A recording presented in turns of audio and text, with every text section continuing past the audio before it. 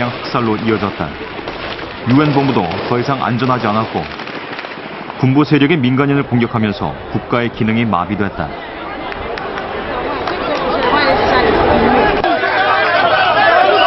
부상자들은 유엔 본부로 몰려들었다. 시민들이 기댈 곳은 유엔 평화유지군뿐이었다.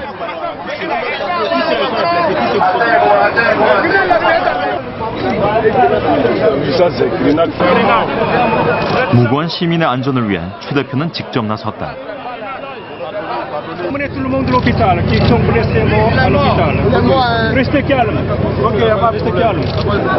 est tous des Ivoiriens, donc nous voulons partir à la RTI.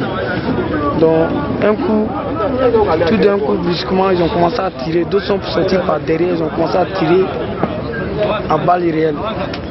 Après, c'est des devant des 4x4, au moins 7 4x4 de BMO, ils ont commencé à lancer des grenades. Pour nous, c'était difficile parce que nous avons perdu des parents, nous avons perdu des amis, nous avons vu des amis qui ont été obligés de laisser leur famille pour se cacher. 위험 지역이라 가족을 동반하지 못한 최 대표의 일과는 단조롭다. 암살 위협으로 밖에 나가지 못하니 마당에 수영장을 도는 것이 전부. 그 시간마저 일을 놓기가 어렵다. 생각을 하면서 걸으니까요. 뭐 그냥 운동하는 거지 어디 걷는 줄 모를 때가 많아요. 생각하고 앞으로 이걸 어떻게 문제를 풀어나가 항상 문제가 있으니까. 코트디부아르 12,000명 유엔 평화유지군의 수장. 한국인 최초 유엔 특별대표가 선택한 방법은 솔선수범이었다.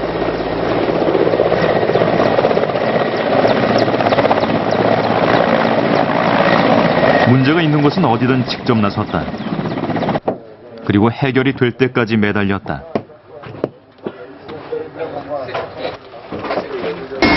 오늘 찾은 곳은 라이베리아 국경에서 20km 떨어진 투레플루 지역. 내전 중 용병까지 넘어와 피해가 컸다. 내전이 끝난 지금도 위험한 지역. 안정을 찾기 위해 직접 찾은 것이다. 위험한 것과 힘든 것은 문제가 되지 않았다. 그에게 중요한 것은 성공적인 임무 수행이었다.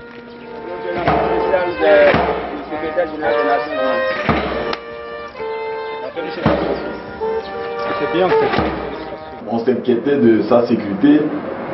Lui, il allait sur le terrain. Lorsque les circonstances voulaient qu'il aille sur le terrain, il allait sur le terrain pour régler le problème. Et il a réglé pas mal de problèmes. 최 대표는 직접 눈으로 확인하고 판단한 뒤 주민들에게 가장 필요한 것을 제공했다. 우리가 새로 이걸 다 해주고 자동차도 안 대주고 그러면 경찰을 파견해주고 그럼 10년 만에 처음으로 이 지역에 경찰이 생기는 겁니다. 유엔 평화유지군이 주둔한 건 2004년부터. 그러나 유엔의 평화유지 활동은 별 성과를 내지 못했다. 2007년 부임한 최영진 대표는 반대파마저 직접 만나 설득하는 솔선수범으로 내전을 종식시키고 코트디부아르의 평화를 선물했다. 가서 봐야 돼요. 가서 봐야 돼요. 그냥 보고받는 거, 보고가 틀릴 수도 있고 보고받고 상상하는 거, 가서 보는 거 굉장히 차이가 있어요. 그리고 제가 가서 보여주면은 그래도 유엔의 대표이기 때문에 이 나라 국민하고 그런 데서 그 반응이 굉장히 좋습니다. 우리나라에 솔선수범한다는 말이 있지 않습니까? 모범을 보여서 리드를 해나간다. 그게 중요한 것 같아요. 현장으로 직접 가는 게.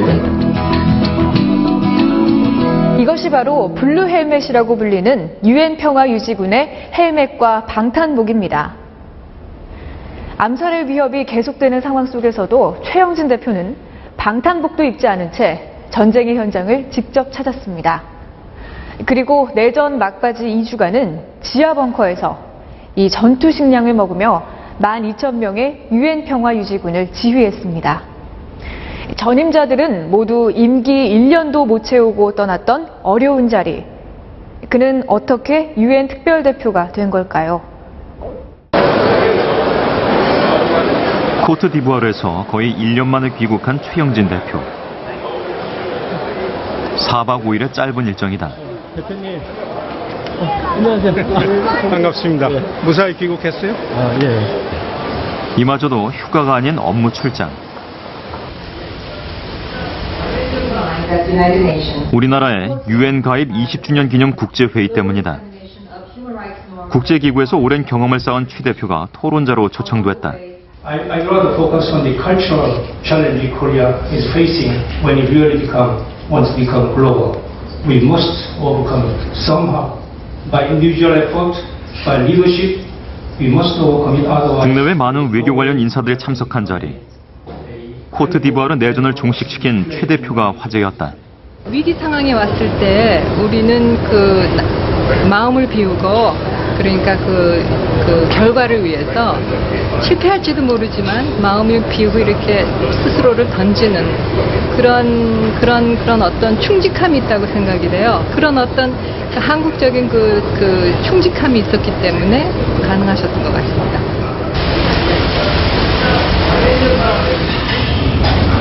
(40년) 가까운 외교관 생활을 하면서 가족과 떨어져 지내기는 코트디부아르가 처음. 3년 8개월째 이산 가족이다. 손녀는 오랜만에 만난 할아버지가 낯선 눈치. 1년에 한 달을 못 본다고. 1년에 한 3주.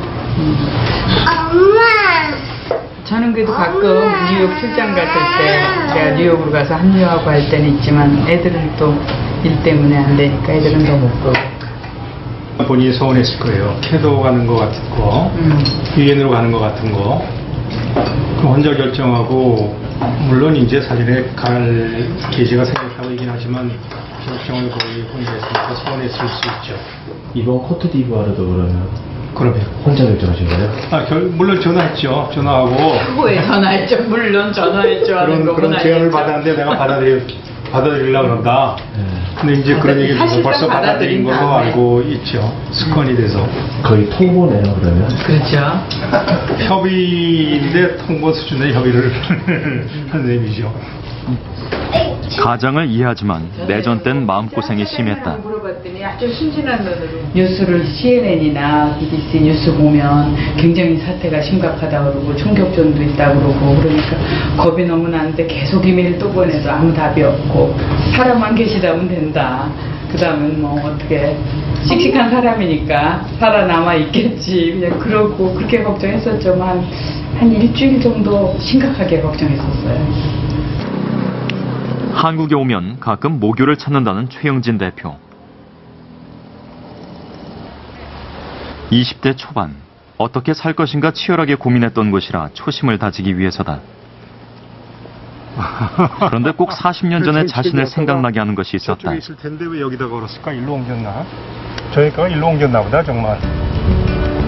재학 중 외무고시에 합격한 천상 외교관이지만 사실 그는 의대생이었다. 부모의 바람대로 의대에 진학했지만 본과 2학년을 마치고 정외과로 옮겼다.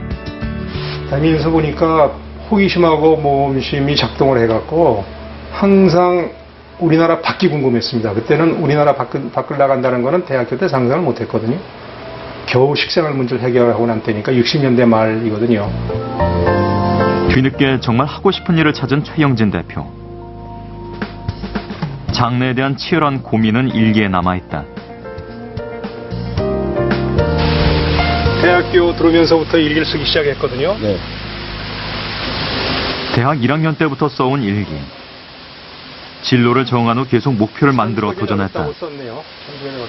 때를 놓치지 말아야 한다. 기회는 꼭 잡아야 한다. 보다 더 중요한 것은 시간을 선용하는 것이 가장 중요한 일이다. 거기에는 먼저 할 일과 나중에 할 일을 알면 모든 일이 쉽게 풀린다. 젊어서 막 자기 마음속에 의욕과 의지력이 발산할 때를 생각해 보면 각오가 새로워지죠. 프랑스 유학도 그중 하나. 업무 외 시간을 투자해 석박사까지 마쳤다. 그리고 남들과 다른 길을 걸었다. 어려워 보이는 일에 도전했고 특별한 경험을 쌓았다. 남들이 많이 생각하는 캐도에 제가 갈 때도 정규 외교관 코스가 아니거든요, 그것이. 그러나 저는 그쪽에 가면은 저를 더 많이 테스트할 수 있고 역량을 한번 시험해 볼 수 있다는 확신이 있었기 때문에 그쪽으로 간 거고, 거기서 또 유엔의 사무처장으로 처음 갈 때도 15년 전에도 그렇게 해서 간 거고.